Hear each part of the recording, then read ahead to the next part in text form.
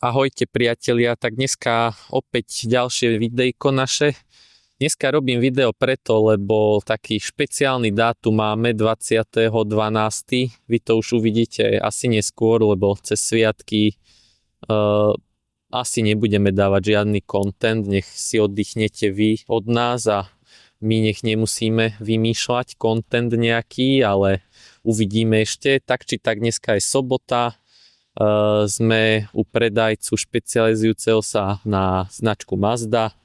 Keďže tie Mazdy robíme často, tým pádom sa aj často stretávame s chlapcami zo Svätého Jura a boli takí zlatí, že aj keď nerobia, tak jeden urgentný prípad, kedy jeden môj známy, v tomto prípade zákazník, potreboval nejaké spoľahlivé auto, lebo jeho staré už dosluhuje, tak sme mu pomohli vybaviť takúto veľmi peknú Mazdu 3, už po facelifte, ročník 2017. Najazdených má nejakých 185 000, čiže pre bežne vnímajúceho človeka kilometre možno, že trochu viac, ale na tie Mazdy to nevadí, fakt sa netreba toho báť. Staršie auto s málo kilometrami je horšie ako novšie auto s veľa kilometrami. To je môj fakt, čo môžem povedať za tie roky, čo preverujem autá, takže netreba sa toho báť. Všetko závisí od servisu. Ten tu bol pravidelný v Mazde, to sme overovali. Boli tu nejaké menšie poistné udalosti, nejaké nárazníky, kufor sa lakoval, kapota sa lakovala.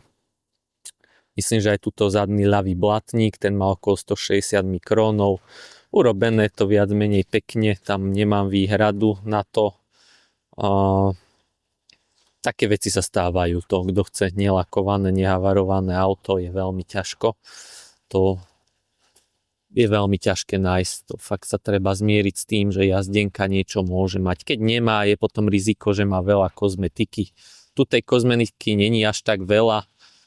Nespomeniem si teraz, že čo také, lebo závažné nič. Viem, že tu bolo, tu je taký škrabanček, tuto zo spodku nárazníku, keď sme podvozok pozerali, hej, od skaliek je trošku aj tento nárazník predný, ale to patrí k životu, takže to beriem športovo. Veľmi sa mi páči zánovné letné pneumatiky, Kumho 2024, brzdy urobené, predok, zadok, čiže základné veci, olej, filtre, to chalani zvyknú robievať vždy. Keď som pozeral aj olej, tak je čistý, vyzerá byť vymenený.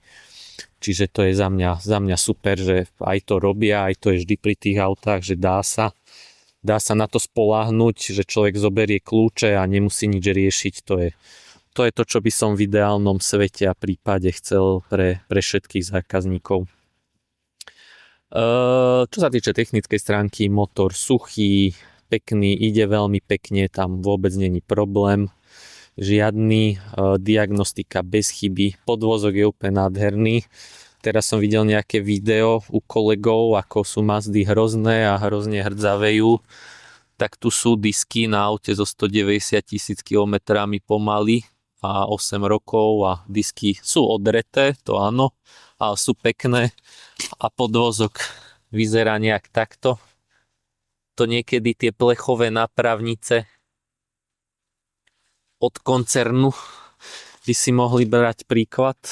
Všetko vždy záleží od starostlivosti majiteľa a kusu od kusa. Jasné, že sú tak ako či pri Škode alebo pri Mazde, sú krajšie kúsky, sú horšie kúsky, treba si to pozrieť, ale myslím si, že hlavne na týchto novších Mazdách určite netreba generalizovať, že by tam bola nejaká zlá antikorózna ochrana. To je úplná hlúposť už dneska. Čiže takto k tomuto interiér veľmi pekný, zachovali. Aj zrkadielka sa sklápajú, to nebýva zvykom pri Mazdách, to bohužiaľ odchádza veľmi často.